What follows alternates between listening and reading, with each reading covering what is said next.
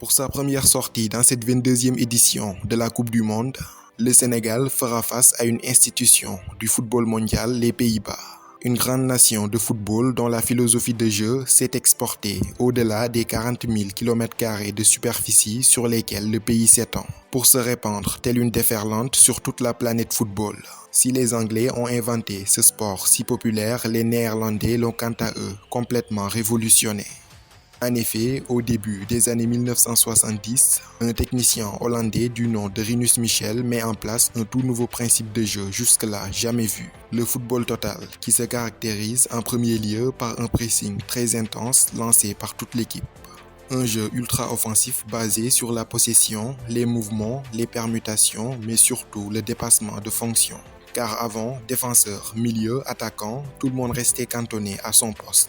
Les latéraux, quant à eux, n'avaient aucun apport offensif. Le football total obligeait désormais tous les joueurs, quel que soit leur poste, à participer à la fois aux phases défensives et offensives. Dans ce système élaboré autour d'une formation en 4-3-3, tous les joueurs devaient être capables de se muer en attaquant, milieu ou défenseur. Les défenseurs se retrouvent parfois aux avant-postes et à l'inverse, les attaquants en position de stopper.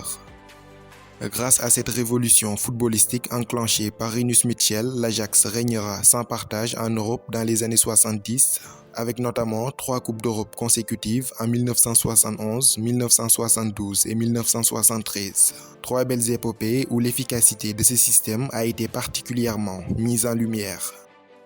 Par la suite, un certain Johan Cruyff exportera ce style de jeu à Barcelone en Espagne. Considéré à l'heure actuelle comme un principe de jeu révolu, le football total a toutefois permis de moderniser ce sport. Les latéraux, par exemple, sont devenus plus précieux dans l'apport offensif de leur équipe grâce au dépassement de fonctions. Et tout ça, le football le doit en grande partie à Rinus Michels et aux Pays-Bas.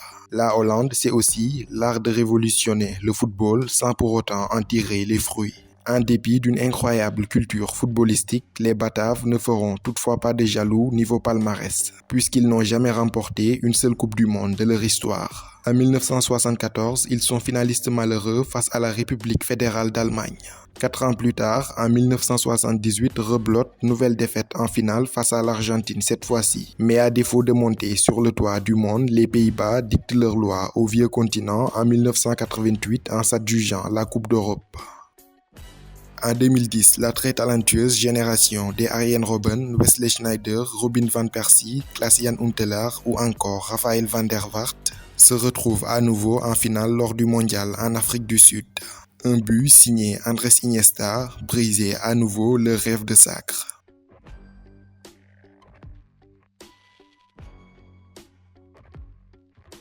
4 ans plus tard, au Brésil, sous l'impulsion de Louis van Gaal, arrivé en lieu et place de Bert van Marwijk, qui s'était lui-même démis de ses fonctions après un Euro 2012 catastrophique, les Oranges feront à nouveau sensation.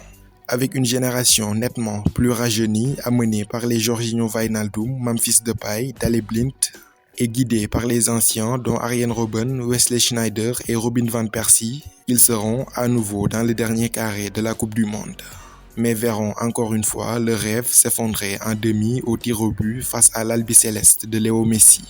La bande à Robin van Persie se console toutefois en corrigeant sévèrement le pays organisateur, le Brésil, 3-0 lors du match pour la 3e place.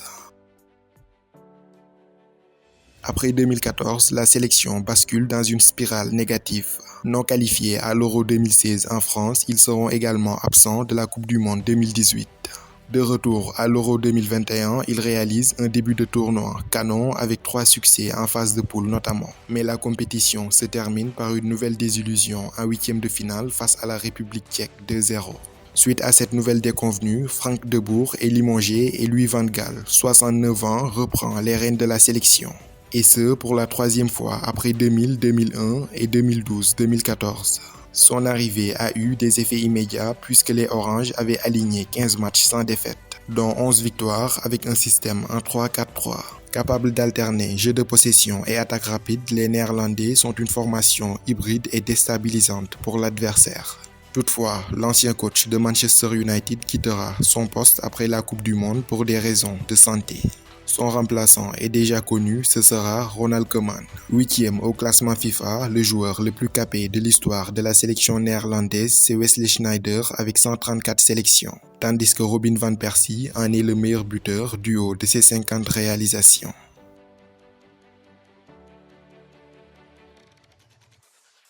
Placé dans un groupe G des éliminatoires de la zone Europe avec la Turquie, la Norvège, le Monténégro, la Lettonie et Gibraltar, l'équipe de Louis van Gaal a terminé leader avec 23 points, 7 victoires, 2 matchs nuls et une seule défaite. C'était face à la Turquie en ouverture 4-2. Il rectifie toutefois le tir avec 2 victoires consécutives.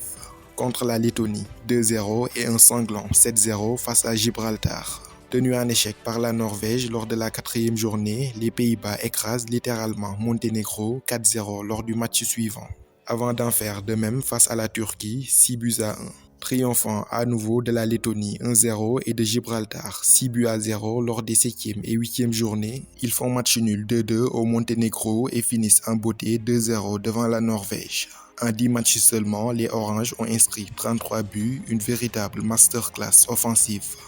L'un des grands artisans du retour des Bataves à la plus prestigieuse des compétitions, c'est le Catalan Memphis Depay qui a été tout simplement monstrueux dans ses éliminatoires. 12 buts sur 10 matchs possibles, meilleur buteur, 6 passes décisives, meilleur passeur, au total impliqué dans 18 des 33 buts de son équipe lors des éliminatoires.